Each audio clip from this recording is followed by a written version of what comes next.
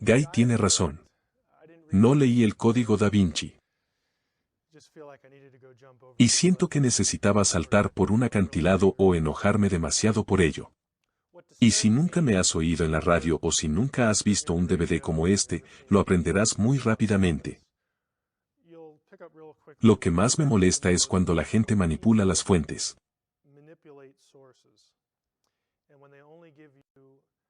Y cuando solo te dan una imagen parcial de un texto antiguo. Algún tema de la historia antigua, para impulsar realmente una posición que tienen. Y mi objetivo a lo largo de todo el día es la primera sesión de lo que será el equivalente a 8 horas. Mi objetivo es lograr que mires los datos, el material primario, y como dijo Guy, lo compares con las afirmaciones del libro. A veces esto no va a ser muy emocionante, porque lo que haré, y ahora no es el momento de apagar el DVD. Voy a explicar lo que acabo de decir. Lo que suelo hacer es tratar de mostrarles la fuente, y cuando cito una fuente secundaria, como un diccionario o algún trabajo académico aceptado, que es aceptado, utilizado y elogiado por todos en un campo determinado, les daré la página, les daré el número de página y mostraré el texto. Quiero que tengas la información para que no asumas que lo estoy citando correctamente, o asumir que soy un tipo muy honesto y que siempre puedes confiar en mí, aunque creo que soy un tipo honesto, pero todavía me gusta ponerlo frente a tus ojos para que puedas ver que no me lo estoy inventando. Lo último que quiero decir a modo de introducción es esto. No estoy tan preocupado por Dan Brown. Dan Brown es un autor que escribe ficción. Probablemente ha ido demasiado lejos al insinuar, y en algunos casos decir, que cree esto o aquello acerca de sus fuentes. Si voy a apuntar a alguien hoy, serán las personas que utiliza como fuentes. Porque creo que están siendo deshonestos, y creo que están siendo manipuladores. Y los nombraré por su nombre. Saben dónde encontrarme si no les gusta, y son libres de demostrar lo contrario, porque creo que va a ser bastante difícil, porque estará justo frente a tu cara. La primera sesión que creo que debemos realizar es presentarles el gnosticismo. Este es un término que se escucha a menudo relacionado con el Código Da Vinci y su contenido. Es uno de esos términos que la gente usa, y es posible que sepas o no de qué se trata. Pero si conoces los conceptos básicos del gnosticismo, la cosmovisión gnóstica te ayudará a formular ciertas posiciones expuestas en el Código Da Vinci. Y aquí es donde vamos a empezar hoy. Esta es la cosmovisión detrás del Código Da Vinci. Ahora, lo básico es esto. En el gnosticismo, usarán el término Dios. El Dios verdadero. El Dios verdadero, como debes saberlo de inmediato en el gnosticismo, no es un ser personal. No sé si alguno de nosotros aquí en la sala somos gnósticos, pero lo más probable es que no lo seas, pero cuando piensas en Dios, piensas en una persona. Piensas en un ser real, una entidad que tiene personalidad, emociones, ese tipo de cosas, porque estás acostumbrado a leer el Antiguo o el Nuevo Testamento, o algún otro libro de la religión occidental. En el gnosticismo, sin embargo, tienes este tipo de fuerza. Se llama luz, pneuma, que es una palabra griega que significa espíritu. Esto es preexistente y no tiene causa. Y eso sería algo similar a lo que estamos acostumbrados. Pero esta fuerza en realidad tiene partes. Pero no es una persona. Piensa en la Guerra de las Galaxias, supongo, a falta de una mejor ilustración. Los gnósticos se referirán al Dios verdadero en términos masculinos. El Padre. O el Espíritu, o el Pneuma. Los gnósticos también se referirán al Dios verdadero, al Dios último, en términos femeninos, como madre, también el primer pensamiento. La palabra copta es ennoia. El primer pensamiento del Padre. En cierto modo comienzan con este concepto de Padre Dios, pero Él no es una persona. Y luego, como esta cosa es capaz de pensar dentro de sí misma o hacer algo, esta inteligencia cósmica, tal vez esa sería una mejor manera de describirla. Lo primero en lo que piensa la inteligencia cósmica se llama ennoia, el primer pensamiento. Y eso se ve en términos femeninos. Elegí un círculo por una razón deliberada. En el gnosticismo, el Dios supremo, la fuerza, es total. Está completo. Es autónomo. Es autoexistente y preexistente. Tiene equilibrio. Masculino-femenino. Es andrógino.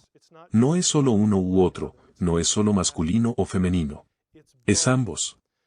En el gnosticismo hay un énfasis en algo llamado androginia. ¿Qué es esta unión, este tipo de cosa asexuada o esta unión de géneros? Sé que esto va a sonar un poco raro, pero a medida que avancemos, empezaremos a ver cómo funciona esto, no solo en el sistema sino también en la novela de Brown. El primer pensamiento según los gnósticos fue, y usarán la palabra, impregnado. No estamos hablando de nada físico, pero están usando un lenguaje procreativo para ilustrar lo que creen. El primer pensamiento, el femenino, es fecundado por el Padre y engendra otros aeones, o eones, estos son dioses. Desde nuestro origen, el trasfondo judeocristiano, esto suena a politeísmo, y en cierto modo lo es. Pero el punto que quiero enfatizar ahora no es esencialmente la naturaleza del sistema, sino que tenemos al Dios verdadero. El verdadero Dios crea a otros dioses. Tienes esto arriba. Lo de arriba crea en su interior cosas menores, eones menores, dioses menores. El círculo es andrógino. Pero las cosas que crea no lo son. Se habla de ellos por género. En el gnosticismo, el universo tiene 3 niveles. El diagrama aquí tiene en la parte superior al Dios verdadero, donde vive el Dios verdadero es un reino. El reino inferior es el universo creado, el mundo que tú y yo conocemos. Y luego está esta existencia intermedia. Y ahí es donde residen los otros dioses.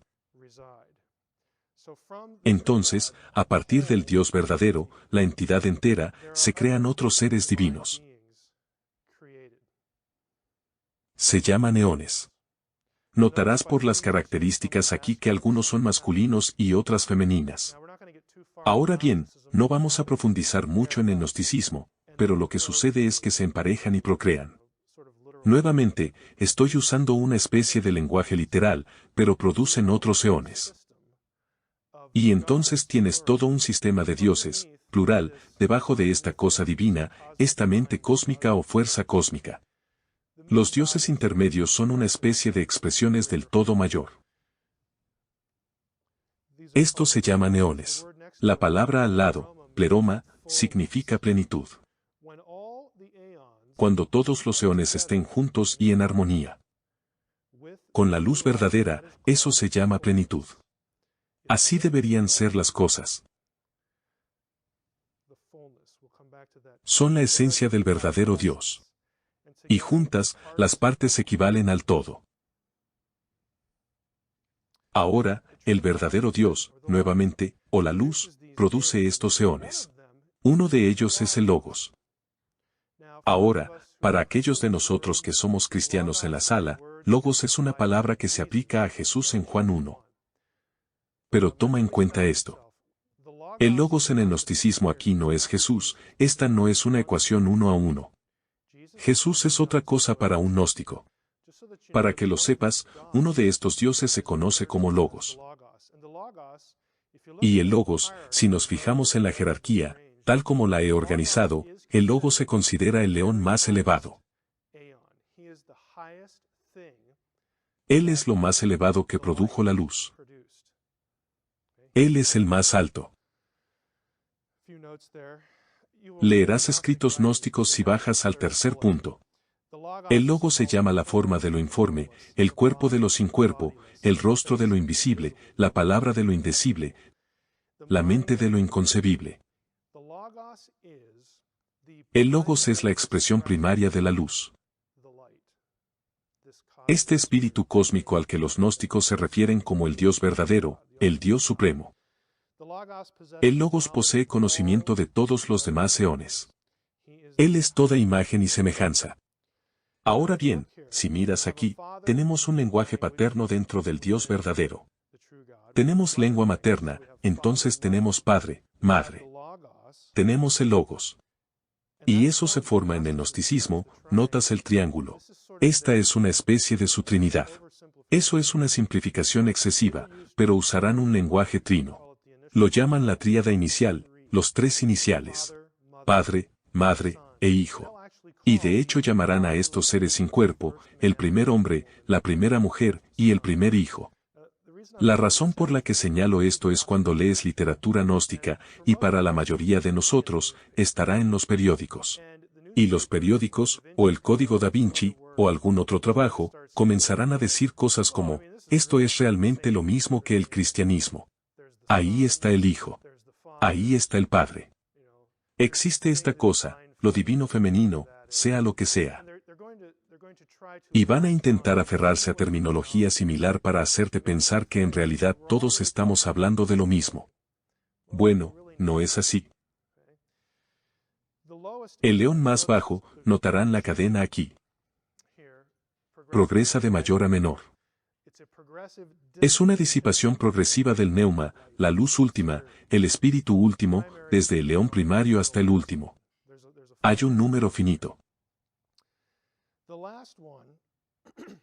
El último aquí es femenino. Y eso se llama Sofía en el gnosticismo. Este es un término que aparece todo el tiempo en el Código Da Vinci. La Sofía es una figura extraordinariamente importante, un eón extraordinariamente importante para el sistema gnóstico, la forma en que entienden la realidad. Sofía es el león más bajo. Notarás que tengo su barbilla justo en la línea roja. Esto se debe a que Sofía estaba lo suficientemente avanzada en la línea, que ella estaba cerca del mundo material. Y ella tendrá algún tipo de interacción con el mundo material. De hecho, transgredirá el límite. Ella peca y se revela en el pensamiento gnóstico. Lo que ella hace, Sofía, y esta es una cita de uno de los textos de Nag Hammadi, Sofía quería producir una semejanza de sí misma sin el consentimiento del espíritu, ella quiere reproducirse como lo hizo el Dios Supremo. Ella no quiere involucrar a su consorte. Les dije que los eones estaban emparejados masculino y femenino, y luego producen otros seres divinos en el sistema gnóstico. Ella no quiere tener nada que ver con su homólogo masculino. De ella salió algo imperfecto y diferente de su apariencia, porque lo creó sin su consorte. Entonces, la historia gnóstica, la mitología gnóstica, es que Sofía dice: quiero ser como la luz suprema. Quiero ser como el más alto. Y voy a crear algo de mí misma. Voy a imitar su comportamiento. Y los gnósticos ven eso como algo bueno, pero ella se adelantó a la forma en que se supone que debe hacerse, pero aún así es algo bueno. Lo hizo porque, según el texto gnóstico, es invenciblemente prunicos, que significa lasciva. Yo soy la ramera y la santa, soy la esposa y la virgen. Santa, ramera, esposa, virgen. Piensa en el Código Da Vinci. Hay un hilo conductor a lo largo de la novela sobre cómo este acto sexual, esta ceremonia sexual, de alguna manera es un acto de adoración. Lo que están tratando de hacer, lo que Brown está tratando de describir, y no todos los gnósticos lo vieron de esta manera, pero muchos sí. Es lo que de alguna manera conmemora este acto ritual de coito. No solo Sofía, el reencuentro de Sofía, vamos a hablar de ello cuando Sofía regrese al pleroma, cuando se arrepienta. Pero también la unión andrógina inicial entre hombre y mujer de la realidad última. Por eso el acto sexual tiene un valor sacramental para algunos gnósticos. ¿Qué hace ella de sí misma? Ella crea un ser llamado demiurgo, que simplemente significa el hacedor. El demiurgo también es conocido como Yaldabaoth. Quiere decir, niño ven, o hijo del caos, verás ambas traducciones. También se le llama Saklas, el tonto. También se le llama Samael, el ciego. Este ser no es otro que Yahweh, el Dios del Antiguo Testamento. En el gnosticismo, el Dios del Antiguo Testamento para un gnóstico es un ser creado. Se le llama tonto. ¿Por qué? Porque anda por ahí diciendo, yo soy el único Dios, no hay nadie como yo. Los gnósticos consideran que el Dios del Antiguo Testamento es un tonto porque no quiere que la gente lo sepa, y va a crear humanos. No quiere que los humanos sepan que en realidad hay un montón de eones que son más grandes que él, más poderosos. Y está aún más lejos de él esta cosa suprema de Dios. El Dios del Antiguo Testamento para un gnóstico es un tonto. Es ciego. Porque parece no darse cuenta de que existen otros dioses y anda negándolo, o es ciego o es un idiota. Y simplemente es malo porque no quiere que ustedes, la humanidad, sepan la verdad. Aquí está nuestra línea que separa el reino medio del reino que conocemos. El demiurgo va a crear el mundo, como en el Antiguo Testamento tradicional. El demiurgo también creará arcontes, que es una palabra que significa gobernantes. Los arcontes se mencionan en el Nuevo Testamento. Estos son los principados.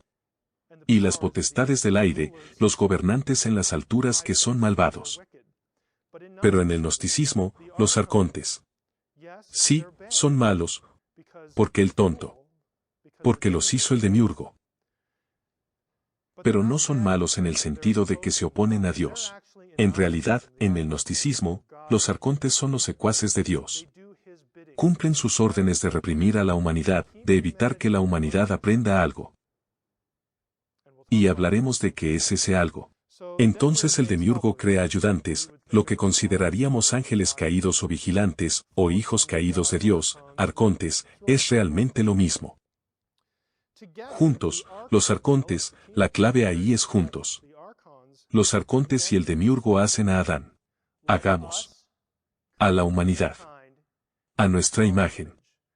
Un gnóstico diría que el plural ahí indica que el demiurgo y los arcontes se juntan y moldean al hombre, es una co-creación. Aquellos de ustedes que estén familiarizados con otras cosas que hago. Sabes que no creo en esa posición porque la gramática de Génesis 1:26 no la respalda, pero, francamente, a los gnósticos no les importa, así que nos saltaremos ese punto. Sofía mira esto, la línea amarilla. Sofía mira lo que está sucediendo. Ella piensa para sí misma, esto probablemente fue un error porque este tipo es un poco desagradable, y ahora el demiurgo está haciendo lo que yo hice, y está empezando a hacer todas estas cosas. Y supongo que fue bueno cuando hizo que este mundo fuera algo sin sentido. Y los arcontes, pues somos más poderosos que ellos de todos modos, así que no estoy demasiado preocupada. Pero Sofía se apiada de Adán. Porque Adán fue creado para ser esclavo del demiurgo y de los arcontes. Y algo hace clic dentro de Sofía, según el mito gnóstico. Entonces ella piensa para sí misma, necesito hacer algo, esto ha ido demasiado lejos, no puedo soportarlo. El gnosticismo no está de acuerdo aquí, hay dos versiones al respecto. Una tiene a Sofía poniendo voluntariamente algo de su esencia divina en Adán. En la otra versión, Saclas, el demiurgo, es engañado para que lo haga él mismo. Pero de cualquier manera, una chispa de lo divino. Todos han oído esa frase antes. Una chispa de lo divino se deposita en Adán. De modo que ahora Adán no es solo una criatura parecida a un gusano que simplemente no puede pensar, o no tiene mente ni espíritu solo para servir al demiurgo. Ahora Adán es carne y espíritu. Él es material. Y él es divino. Él es una mezcla. Entonces Adán es usado para engendrar a Eva. En una sesión posterior que está realmente dedicada a este mito del Código Da Vinci sobre cómo supuestamente los gnósticos trataban a las mujeres de manera tan maravillosa, y los cristianos son los neandertales misóginos del mundo antiguo. Vamos a ver que ese no es el caso. En cuanto al gnosticismo, solo señalaré un punto. En el gnosticismo, Adán tiene la chispa divina. Eva no la tiene.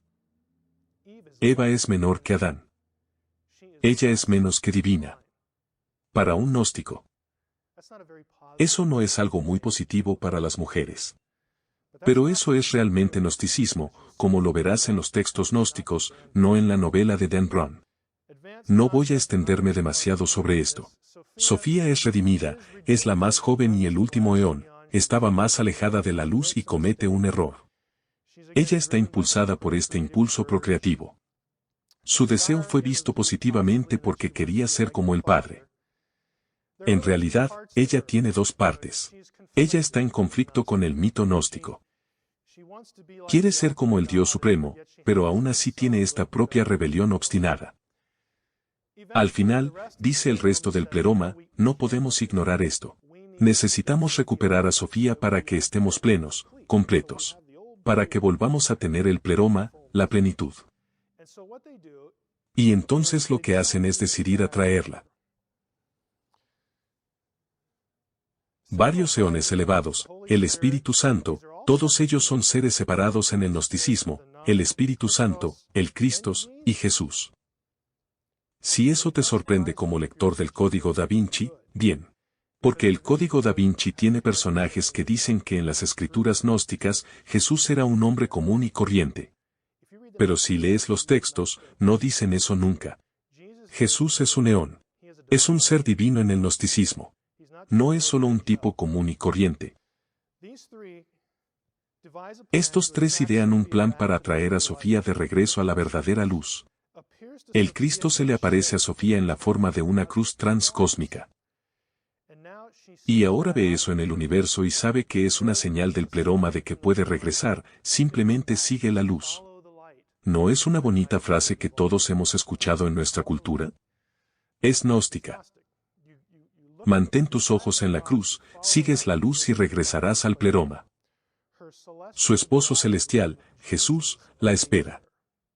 Nuevamente, piensa en Dan Brown, Jesús y María Magdalena, se juntan, tienen relaciones sexuales ritualmente o simplemente para disfrutarlas, probablemente solo ritualmente si Dan Brown va a ser coherente con su gnosticismo, pero a menudo no lo es. Toda esta idea de que Jesús necesitaba una consorte, Jesús necesitaba una esposa para promover la fe, surge de esta idea. Jesús y María Magdalena están imitando el viaje de Sofía de regreso al Jesús cósmico para que puedan ser uno. Es una expresión de piedad, es una expresión de plenitud en el sistema gnóstico. Esa es su introducción al gnosticismo. El punto es, cuando lees sobre el matrimonio sagrado en el Código da Vinci. La razón por la que eso es un problema, y la razón por la que Dan Brown y sus fuentes quieren convencerte de que esto era parte del cristianismo. Que el cristianismo ha suprimido a la mujer, que el cristianismo ha suprimido a la diosa. No es porque estas cosas realmente se enseñen en la Biblia. Algunos intentarán introducirlo a la fuerza en el Nuevo Testamento en algunos pasajes extraños, y hablaremos de ellos un poco más adelante. Lo que realmente están diciendo es esto, que así es como esta secta particular del cristianismo veía las cosas. Y que esta es la verdad, el verdadero cristianismo. Y fue suprimido porque estos padres de la iglesia supuestamente desagradables que tú y yo consideramos los ortodoxos del cristianismo, eran simplemente mojigatos. No les gustaba hablar de mujeres, no les gustaba hablar de cosas sexuales. Intentaron hacer todo lo posible para reprimir a las mujeres y sus roles en la iglesia y su liderazgo y su carácter y todo eso. La razón, según cuenta Dan Brown, es que estaban reaccionando a lo que realmente era la verdad, al gnosticismo. Si eres un lector exigente, Brown ha aprovechado una sensibilidad cultural de nuestro tiempo, como se ve y se trata a las mujeres. Y te está llevando en ese hilo. Directo al campo gnóstico, pero no les contará todas esas otras cosas. Él no les está hablando de sacramentos sexuales, no te está diciendo que el Dios de tu Antiguo Testamento es un mentiroso, un tonto y un ciego, y francamente malo. No te está contando todo ese tipo de cosas. Puede que no lo sepa, eso es posible. Pero no te dejes engañar pensando que son básicamente dos caras de la misma moneda. Existen diferencias fundamentales entre la secta gnóstica y lo que históricamente fue el cristianismo ortodoxo. La ortodoxia tiene a Jesús como un ser increado. Unidos en esencia con Dios Padre, y ambos son buenos. El gnosticismo tiene a Jesús como un ser creado que está por encima del Dios del Antiguo Testamento, que es malo. Esas no son dos caras de la misma moneda, son mutuamente excluyentes. Así que no te dejes engañar pensando que simplemente estamos hablando de lo mismo.